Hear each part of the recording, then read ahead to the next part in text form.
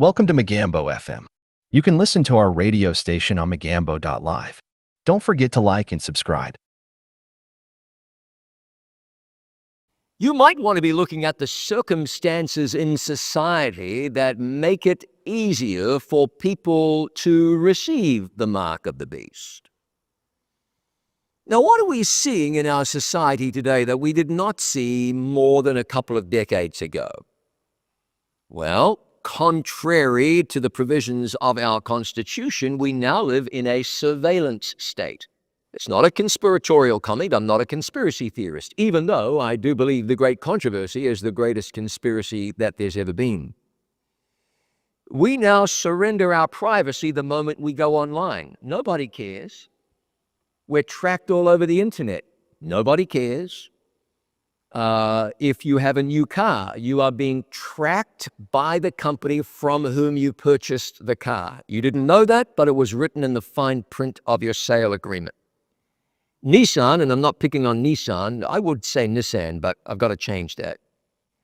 Nissan says that they can collect information on and then sell or share drivers, and I'm quoting now, preferences, characteristics, psychological trends, predispositions, behavior, attitudes, intelligence, abilities, and aptitudes. 6 auto manufacturers claim that they can collect genetic information. I don't know how. No one seems to know how, but that's what they say. Now, you might say, it's nothing. It's nothing. It's happening, can't do anything about it, might as well do nothing about it. I'm not suggesting to you that it's nothing or something. No, actually I am. I'm telling you it's something. I'm not suggesting that you need to go live off-grid on a mountain somewhere. I don't know. If God leads you there, fine, but I'm not saying that's what everybody has to do. Wouldn't suggest that. What I'm saying is that the net is closing in whether you realize it or not. What I'm saying is the circumstances that lend themselves to Earth's last great crisis are becoming full-blown. Now, I've been speaking about this for 30 or so years.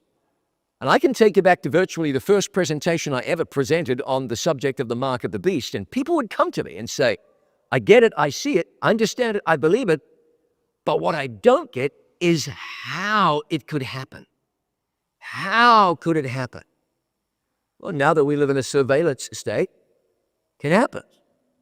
Well, it could have happened even before that time.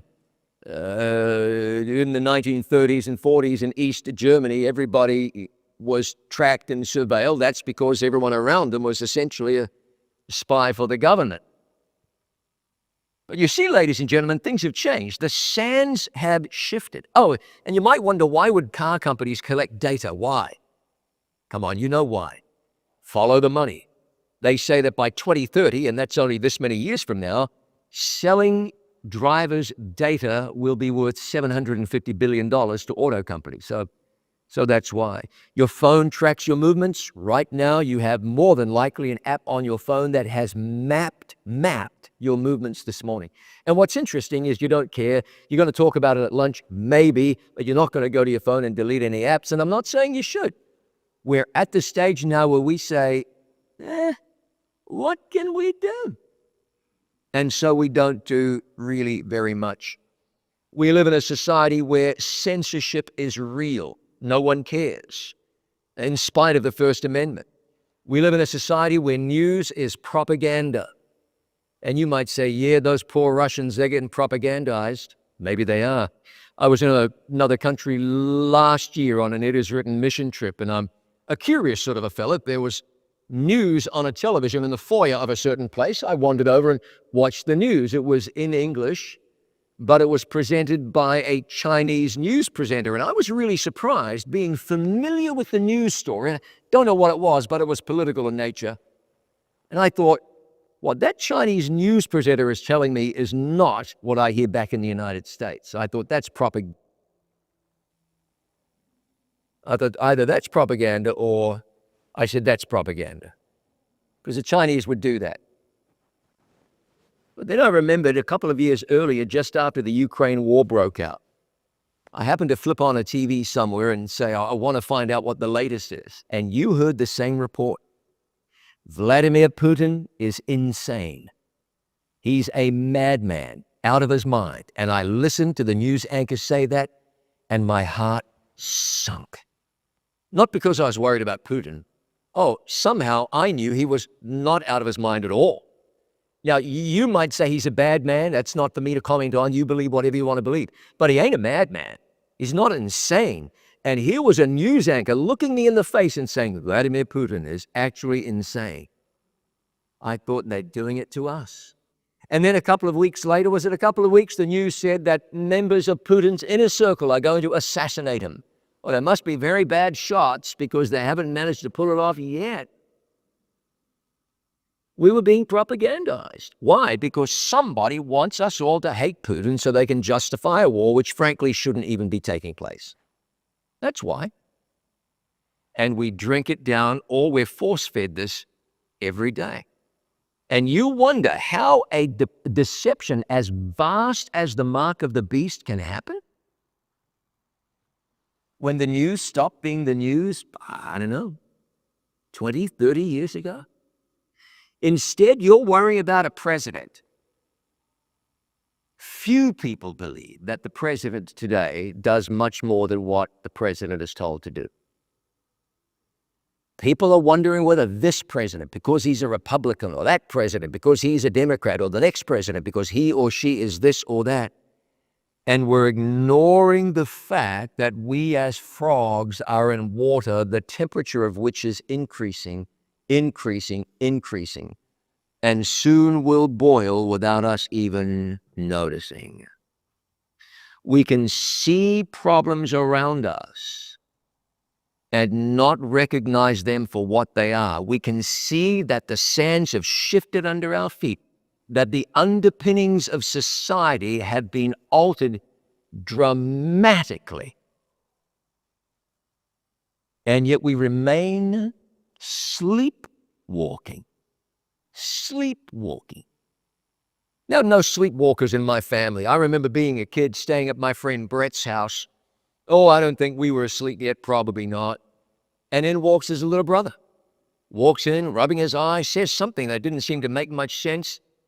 Made sure we responded, then walked out and went back to bed. I said, what was that? He said, oh, he's sleepwalking. He does it all the time. I've never seen that. Seems to me that we're going through the motions, some of us, sleepwalking, unaware of the reality around us, focusing in the wrong places. You read the alerts in the Bible telling us about crises or the great crisis that is coming, and we're wondering which president is going to do this or that, without realizing that we are far more close, we are perilously close to the great crisis in ways that we have never been before. The challenge is, many of us, I think, have stopped thinking for ourselves. What do I base that on? What I do remember is that someone with great wisdom said, it is the work of true education to train young people to be thinkers and not mere reflectors of other people's thoughts. People have stopped thinking. And by the way, if you dare to think, and if you dare to have an opinion, you might be canceled. Now, you're going to think I'm attempting to be provocative, but I'm not. But I would take you back to COVID, where the official line was what the official line was. And COVID was deadly, and it was dangerous, and people died, and it was awful, and all of that. But if you were a person who disagreed with the science, you were a science denier. And you were the problem, and you're an enemy of the state, even though some of that science has not aged particularly well. People lost their jobs, people lost their reputation, and there were even people on television calling for those who oppose the narrative to be put to death. And you wonder how the mark of the beast might play out in the end of time. You don't have to wonder. Again, I'm not picking on the rights and the wrongs of COVID. Believe what you want to believe. It's all good with me. But we're able to see how we react when an issue becomes a global issue and battle lines are drawn. And you are not permitted to think other than the way you are told you must think. Ladies and gentlemen, we are getting close There is a herd mentality among people today where we typically drink the Kool-Aid that is offered when we are told to drink it. How many people even read the Bible anymore? I might have wanted to mention this before. In Great Britain, 46% of people identify as Christian. That's not how many people read the Bible, it's how many identify as Christian. It's a little less in Australia. In New Zealand, where I'm from, it's perilously lower, about 1/3. That's identify as Christian. In the United States, it's about 2/3, a little less. But that's identify as Christian. That's not saying how many people take their faith seriously, how many people are wrestling with God, how many people are serious about their faith, how many people are looking for opportunities to be closer to God than ever before.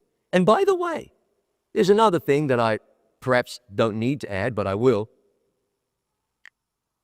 Given the time in which we live, the great need for people to be reading and thinking for themselves and to be close to God, what happens when you open up your phone and you see a message from Pastor Rusty?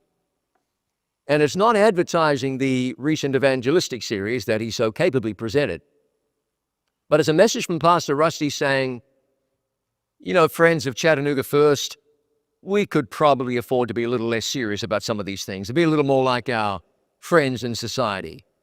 What about that verse in Colossians? And I've been thinking about that verse in Ephesians, and I've been wondering about that verse in Galatians. And so I'm just urging you just to relax and not be quite so serious. Now, I'm not suggesting Pastor Rusty would do that, but you'll notice I use Pastor Rusty, not Pastor Chris, so you can make of that whatever you want.